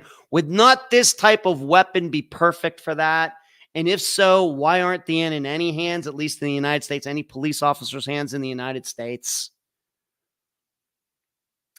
This is the problem that I have with it. I can certainly understand, the back and forth between countries and spying and everything else. I just don't see any evidence that a weapon that is handheld like this exists, because I start thinking about the actual engineering of such a thing, and how much energy it would need, and how would you carry it, and how would you disguise it? Is it in a briefcase? Is it in a knapsack? Is it in a backpack? What are we talking about here? How is it powered? So I have my doubts. And the thing that really worries me about this is that, the more this goes on and they start saying, well, Russia's doing that with no proof of this, this is how you talk yourself into a war. This is how you talk yourself into a war. And we in the United States already have an example of this. It was called the Spanish-American War of 1898, where the USS Maine blew up, coincidentally in Havana, Cuba. It blew up, and the American government at the time thought the Spanish did it. And we went to war with them. We thought that they put dynamite on the boat or something and blew it up, because we didn't have a very good relationship with that time, at that time when we thought they did it. We went into a war. A bunch of people got killed. Yes, the United States ended up winning, but, well, guess what we now know? The USS Maine was not blown up by the Spanish. And in fact, it blew up because of the part of the ship that held all of the ammo and the powder and everything else. They now know that a fire had started in that section by accident. And it was very common back then, being that they were using so much black powder in contrast to what we use today. It blew up by accident. And that's what started the Spanish-American War. So this is what happens when you get these things wrong and people start throwing things out there and people acting like concerned citizens and reporters. We're really worried about this. This is what concerns me. I'm not here to defend Russia by any means. I'm glad I don't live there. I'm glad I'm not a Russian citizen. But there is no proof that this is a weapon of any kind. And you'd think if the American government or somebody was going to allege that this was some a weapon, that they would produce one of those weapons. Because if the Russians have designed something like this, then probably we Americans have designed it like 50 years ago. Some sort of handheld version of this. And that nobody's produced one to say, you know what, they could, if they have something like this, they could do it. That hasn't happened, I think, tells me all I need to know. So I'm still, these people sound to me like they're either lying or they're having migraines or something like that. Because what they're explaining here, like losing cognitive ability or something and losing track of time, what they've talked about, that's what happens to me when I have my optical migraines. Although thank God I haven't had one in a while. It's been over 2 years now. But that's how I feel when I have one of my optical migraines. And here's what I know. Nobody was beaming anything into my head. There was nobody outside the door here beaming something into my brain. So that is Havana Syndrome. That is my opinion on it. I'm not inclined to believe that this is a weapon at all. Shri, maybe I'm crazy, but nothing surprises me anymore. There's a smart, hardworking people. I can also see people being super stressed out in these high-level positions. It can create you physically and mentally, but again, nothing would surprise me. Rockford, same logic as your Mark Allen episode, right? Copycat excuses, right? Shri, one of the main things for me was they were describing it as a panic attack, and I know that can show up in different ways in different people. Certainly, these positions would have a high potential for creating panic attacks, right? Shri, the problem for me is why it would only target people who really aren't decision makers. And once again, what are the Russians trying to do? They haven't stopped anything. If they're trying to stop something, if they're trying to get the Americans out of Cuba or the Americans out of Vietnam, none of this has worked. So why keep doing it? I don't know. They have absolutely no control in government, apparently, the targets. Agree with your logic. Also, if it were effective, someone would find a way to profit from it. Right, Rockford. Also, and I've had panic attacks, and what they're describing sounds so familiar. Yeah. My question, Jasmine says.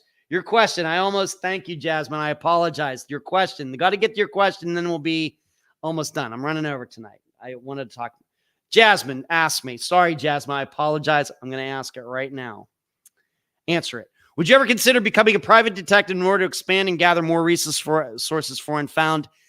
Probably not, Jasmine. I've looked into it here in Florida. To become a private investigator in this state is fairly complex, first of all. And it would certainly take me away from doing this podcast. Second of all, I don't know how good I would feel. You know that I work for the guests for free. They never get charged a dime. And nothing. Anything that I do for the guests, I do on my own dime. Because my attitude is that no different than a plumber. When a plumber shows up to fix your sink, the only way the plumber gets paid is if the sink gets fixed. And the problem is, as a private detective, you can't do that. You can't guarantee that you're going to solve a disappearance. And that's one of the problems. They'll take this money and then nothing really gets fixed. So my answer is no. Now, could it be one of the days I just get that kind of license for the heck of it? Certainly possible. But for purposes of gathering more sources for Unfound, the answer is no. Certainly, the private detective profession needs a lot of good people in it. You've heard me complain about that. And I think there are a lot of good people out there who could do a lot of good work should they choose to become private detectives. But I'm happy, Jasmine, right where I am. And I think that's the way it's going to stay. I think as far as a detective for other things, my mind works very well that way, but really don't need it to do what I do here. And like I said, there's the whole thing of guarantees. I can guarantee that when I interview people, that the interview is going to get done right. They're going to like the episode. It's going to be done the right way. I can guarantee that. Still, I work for free. But when it comes to actually solving disappearances, this is a problem. You're just take money, but you haven't fixed anything. It seems, I don't know, it seems unethical. I don't know, it's certainly not illegal, and I don't know if it's immoral, but it sounds kind of unethical to me. Regarding the two missing women, Jillian and a pastor's wife was asked to accompany Veronica on the trip to visit her child. Okay, thank you, Hazel, for updating me. Current custody battle in progress. Child residing with mother of his ex-babies. And I'm going to have to get into all that, and maybe I'll talk about it next week, Hazel. Jasmine, you're welcome. Sorry it took me so long to get to your question. I do apologize on that. All right, this Friday, Heather Grotman is coming back. We're going to cover the December 19th, 1949 disappearance of Ricky Jean Bryant a 4-year-old girl who went missing after a house fire. This happened in Mauston, Wisconsin. And this then will become the oldest unsolved disappearance that Unfound has ever covered, given that Mary Jane Van Gilder's disappearance has been solved. But the family, the parents were gone, but it was the grandparents and the kids were in the house. The house caught on fire. Once the fire was put out, Ricky Jean Bryant was missing, but her 5-year-old brother, her baby sister, and the grandparents were there. But Jeannie was never seen again. And the problem is the story the 5-year-old told about the fire was different from what the grandmother said. So there you go. That is this Friday. Heather Grotman at the Lost and Found blogs. This will be her 6th time. You remember her maybe from the Dale Kerstetter episode, the Chance and Dub Wackerhagen episode. Who else? Daniel Sleeper, I believe, was another one. Trevelyan Evans from last year. Heather is joining us again. And that's all for tonight. My voice is shot, although I feel fine. My voice is shot. So thank you so much. Please give this show a thumbs up tonight before you leave. And I will see all of you next Monday. Of course, on Friday, you will listen to the next episode of Unfound. Good night, everyone. Thank you all for tuning in. Charlie, say hi to the kids for me if you're still here. Sheree, thank you for moderating. Good night.